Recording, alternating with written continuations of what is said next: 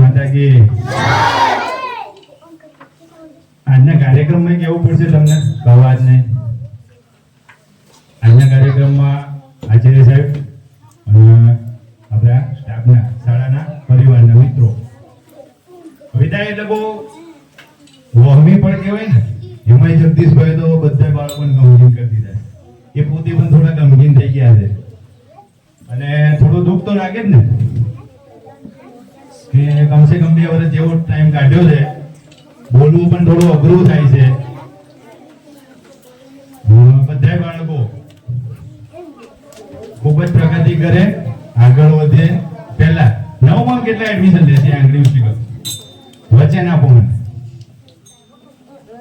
હા એટલા તો લેશે જ એડમિશન આ તો વિશ્વાસ છે પછી ભણવામાં કેટલા જશે ભાઈ આખી આ ઊંચી કરો ભણવામાં કેટલા જશે હે થોડો રંજીતભાઈ જેવું છે મને બહુ બધું બોલતા નથી આવડતું પંકજભાઈની જેમ આપણા જગદીશભાઈ તો વરિષ્ઠ છે બહુ ખતરનાક છે એટલું બધું બહુ બધું છે ને એ બધું બોલવું ના કરે જે મૂળ મુદ્દા છે ને 9માં છોકરીઓના ખાસ મારી જોડે તો એવી છોકરીઓ હતી ને કે કોઈ સુનીતા વિલિયમ્સ બની શકે કોઈ કલ્પના ચાવલા બની શકે હિમા દાસ તો બેઠી જ છે બરોબર એને મેં 200 મીટરમાં દોડતી જ હોય છે સંજયભાઈને ના ખબર હોય 200 મીટરના 3 રાઉન્ડ મારવા હોય તો કોઈ પણ છોકરો હોય તો પડી જાય બરોબર એટલે એ રીતે તમે 9માં એડમિશન લ્યો ને ત્યાં પણ જઈને કહી દેવાનું કે સાહેબ મને એથ્લેટિક્સમાં રસ છે મને વિજ્ઞાનમાં રસ છે મને ગણિતમાં રસ છે બધાએ સરસ મજાની ખૂબ જ મહેનત કરી છે આવ્યા ના આવે બીજી ગૌણ વસ્તુ છે બરોબર ગામની શાળા છે આપણી જ શાળા છે એટલે તમે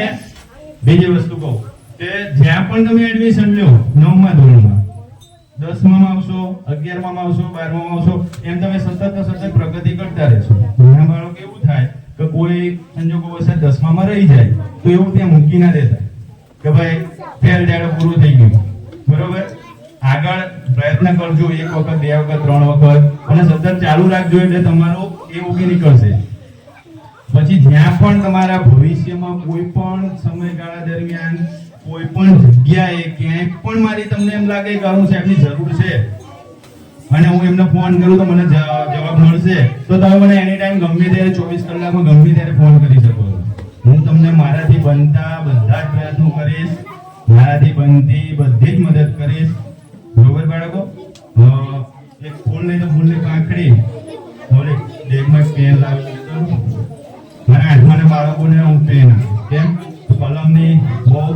જોરદાર તાકાત છે જેને કલમની તાકાતની ખબર પડે છે ને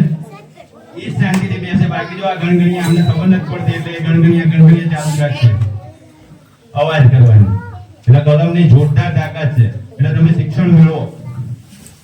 અને આગળ ઉત્તરોત્તર પ્રગતિ કરતા રહો એટલે હું 8માના મારા બાળકોને બહુ જોરદાર નથી પણ સારી એક પેન આપવાનું બોલું તો પેન આપી બધા બાળકો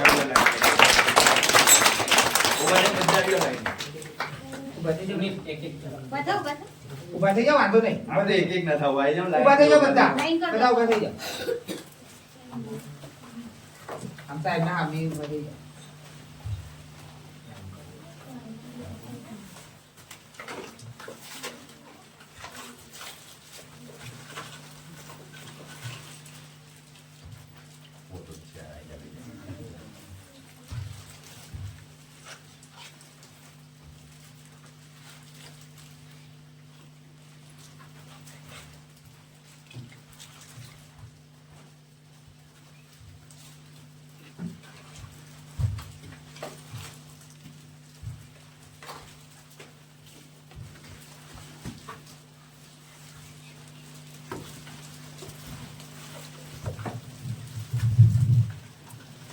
તમે વચન આપ્યું છે 9માં ભણવા જવાનું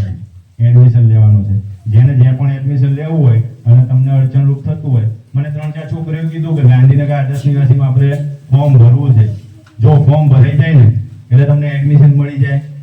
ભરી દીધું એટલે ફરજિયાત ત્યાં ભણવા જવાનું ત્યાં રોકાવાનું એ કોઈ વસ્તુ ફરજિયાત નથી આજ ફોર્મ ભર્યું કાલ તમારા વિચાર બદલાઈ જાય નથી જવું તો નથી જવાનું બરોબર છે એટલે કોઈ ચિંતા ના કરતા ડિમ્પલના ટેન્શન છે તમારું ફોર્મ ભરશે મારે જવું જ પડશે એવું કઈ હોય નહીં બરોબર